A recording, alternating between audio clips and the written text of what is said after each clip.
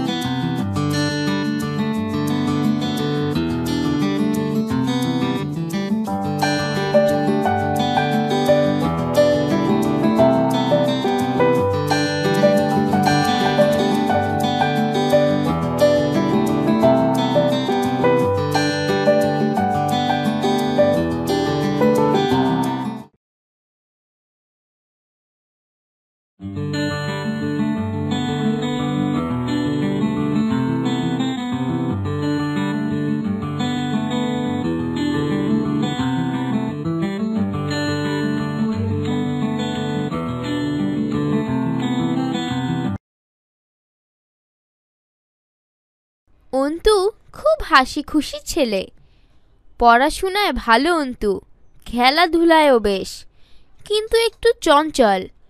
মামাকে মা জানিয়েছিল আজকাল অন্তুর শরীরটা সবসময় ভালো যায় না।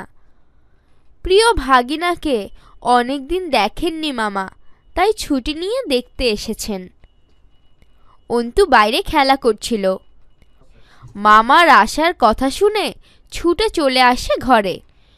ঘরে ঢুকেই সুগন্ধটা পায় সে। মামার হাতে ওর প্রিয় খাবার বিরিয়ানি। বিরিয়ানি দেখেই মামার দিকে হাত বাড়ায় সে।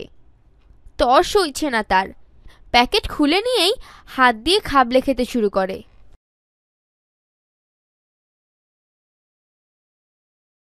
এক, শব্দগুলো পাঠ থেকে খুঁজে বের করি, অর্থ বলি।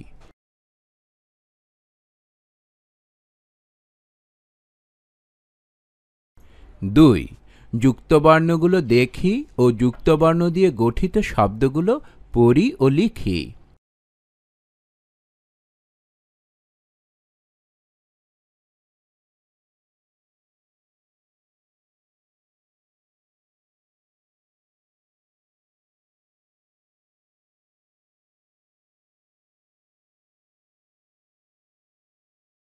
3, ঘরের ভিতরের শব্দগুলো খালি জায়গায় বসিয়ে বাক্য তৈরি করি।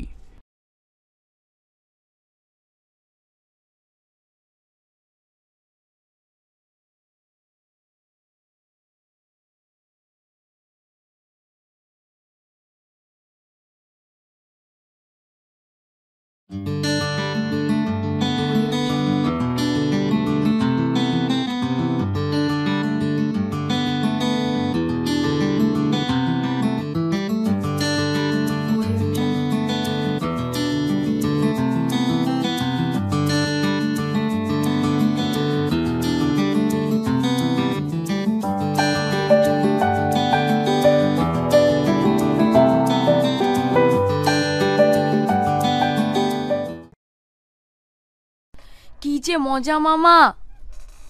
অন্তুর কথা শেষ না হতেই মামা ওর হাতটি সরিয়ে দেয় খাবার থেকে, বলেন, অন্তু, এভাবে কেউ খায় নাকি? অন্তু গাল ফুলিয়ে হাতটাই চেটেপুটে খেতে থাকলো। অমনি আবার মামা ওর হাত চেপে ধরলেন। অন্তু, এভাবে খায় না। ভিতর থেকে মা এসেও অন্তুকে বকাবকি করলেন এভাবে খাওয়ার জন্য। আহ বুবু, তুমি আবার বকছো কেন? এটা মামা ভাগিনার ব্যাপার, আমি দেখছি। এবার মামা ওকে খাবার ঘরের পাশে হাত ধুতে নিয়ে গেলেন। সাবান দিয়ে অন্তুর হাত ধুইয়ে দিলেন। বিরিয়ানির প্যাকেটের পাশে বসিয়ে দিয়ে বলেন, নাও এবার খাও, তোমার জন্যই তো আনা। খেতে খেতে অন্তুর নাকে সর্দির পানি এসে যায়। ও সেটা বাঁ হাত দিয়ে টিপে শার্টে মুছে নেয়। মামা দেখে আবার চোখ পাকান। 1, শব্দগুলো পাঠ থেকে খুঁজে বের করি, অর্থ বলি।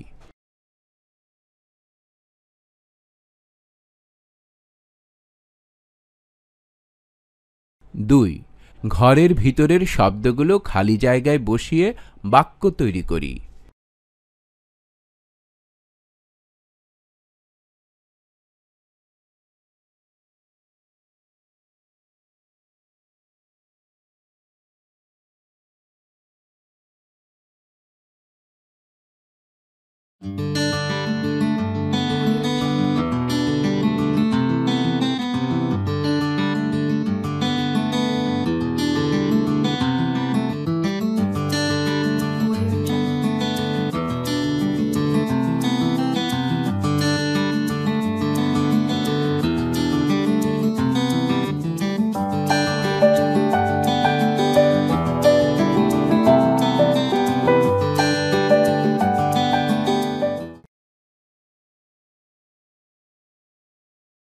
মা বলতে থাকেন, বুঝলি শান্টু, ছেলেটাকে এত দেখে শুনে রাখি, তারপরেও দেখ আজকাল ওর যেন এটা সেটা অসুখ বিসুখ লেগেই থাকে।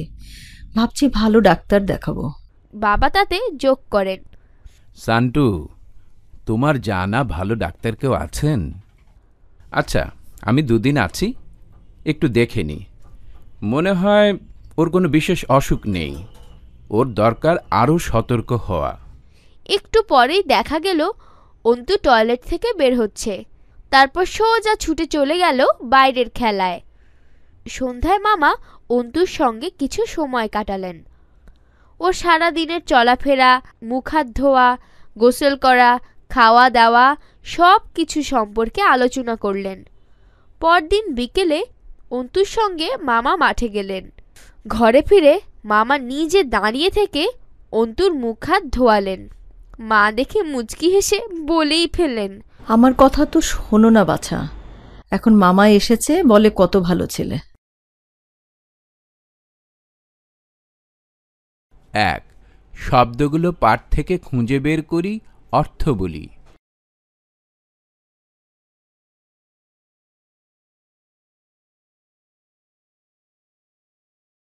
2. ঘরের ভিতরের শব্দগুলো খালি জায়গায় বসিয়ে বাক্য তৈরি করি।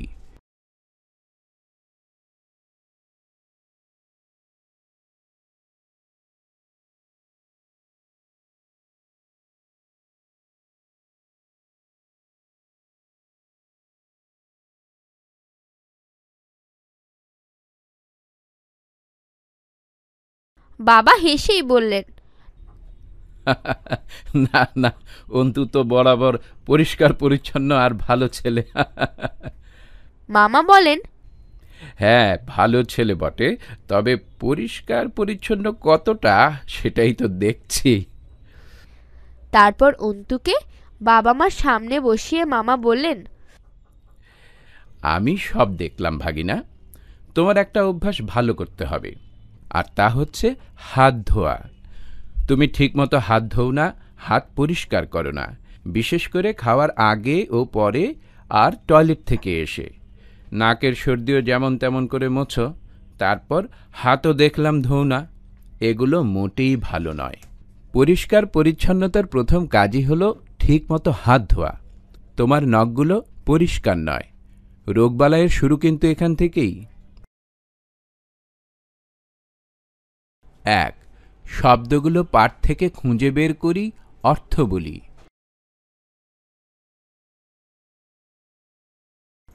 2. যুক্তবর্ণগুলো দেখি ও যুক্তবর্ণ দিয়ে গঠিত শব্দগুলো পড়ি ও লিখি।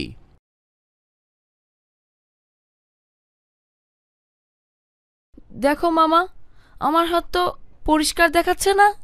অন্তু বলার চেষ্টা করে। মামা বললেন, পরিষ্কার দেখালেই হাত আসলে পরিষ্কার হয় না। আমরা হাত দিয়ে অনেক কিছু ধরি, অনেকের সাথে হাত মেলাই। এই সব কিছুতেই জীবাণু থাকতে পারে, যা হাতে লেগে যায়। খাওয়ার আগে অথবা টয়লেট করার পর সাবান দিয়ে হাত না ধুলে এমনটা হয়। এই রকম জীবাণু খালি চোখে দেখা যায় না, তাই ভালো করে হাত না ধুলে ওই সব জীবাণু খাবারের সঙ্গে আমাদের পেটে চলে যায়। আর বেশিরভাগ পেটের রোগ, সর্দি জ্বর এইসব জীবাণু থেকেই হয়। কাজেই অন্য কিছু খাওয়ার আগে দুহাত সাবান দিয়ে পরিষ্কার করে ধুয়ে নিতে হবে। 1. শব্দগুলো পাঠ থেকে খুঁজে বের করি, অর্থ বলি।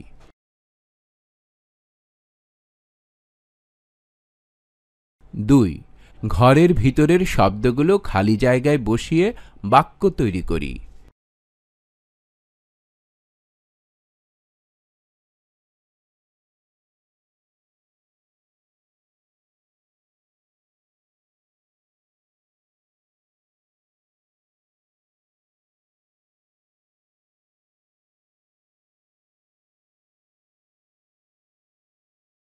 এটা একটা অভ্যাস। ভালো করে হাত ধোয়ার অভ্যেস করলেই দেখবে তোমার অসুখ বিসুখ কমে গেছে। অন্তুর বাবা বলেন, আমিও তো অন্তুকে বলি, যখন বলি তখন করে, কিন্তু সব সময় কি করে?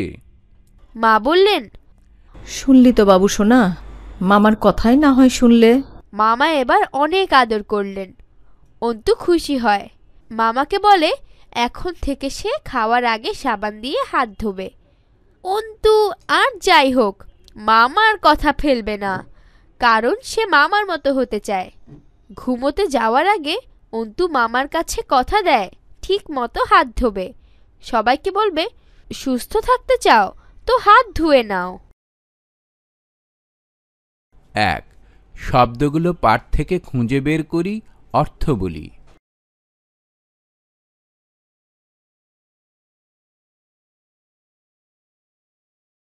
2. ঘরের ভিতরের শব্দগুলো খালি জায়গায় বসিয়ে বাক্য তৈরি করি।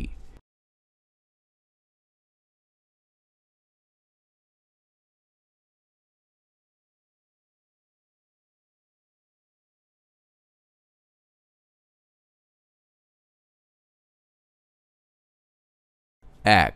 শব্দগুলো পাঠ থেকে খুঁজে বের করি, অর্থ বলি।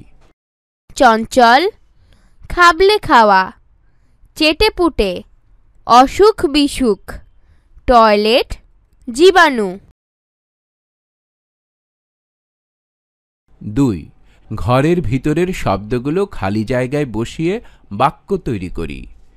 অসুখ বিসুখ, চঞ্চল, খাবলে খেতে, চেটে পুটে, রোগ বালাই।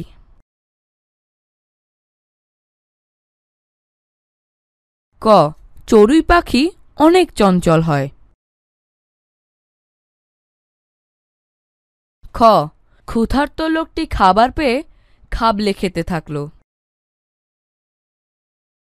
গ. মজার আচার পেয়ে সবাই চেটে পুটে খাচ্ছে।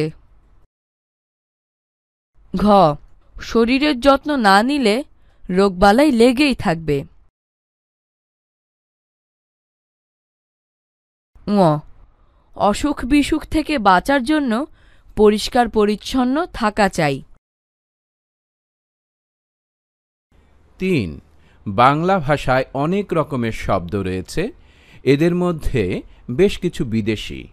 এই লেখাটিতে টয়লেট, বিরিয়ানি, জরুরি এগুলো বিদেশি শব্দ। এরকম আরও শব্দ জেনে নিই এবং তা দিয়ে বাক্য রচনা করি। রিক্সা, সরকারি, আদালত, বেঞ্চ, স্টেডিয়াম, স্টেশন, বাস। 4. প্রশ্নগুলোর উত্তর মুখে বলি ও লিখি। ক. অন্তু মামার কাছ থেকে কিসের সম্পর্কে জেনেছিল? খ. কেন অন্তুর এটা সেটা অসুখ বিসুখ লেগেই থাকত? গ. সবসময় হাত পরিষ্কার না রাখলে কি হয়? ঘ. হাত ধুয়ে পরিষ্কার রাখার সঙ্গে আর কি করতে হয়? 4. প্রশ্নগুলোর উত্তর মুখে বলি ও লিখি। ঙ. হাত পরিষ্কার দেখালেও হাতের মধ্যে জীবাণু কেমন করে থাকে? চ. কিসের অভ্যাস করলে অসুখ বিসুখ অনেক কমে যায়? ছ. অন্তু মামাকে কি কথা দিয়েছিল? 5. গোসল করা কেন দরকার 5টি বাক্যে বলি ও লিখি। 6. বিপরীত শব্দ লিখি এবং তা দিয়ে একটি করে বাক্য লিখি। সুগন্ধ, হাত, প্রিয়, বকা, ধোয়া, হিসাব, সোজা।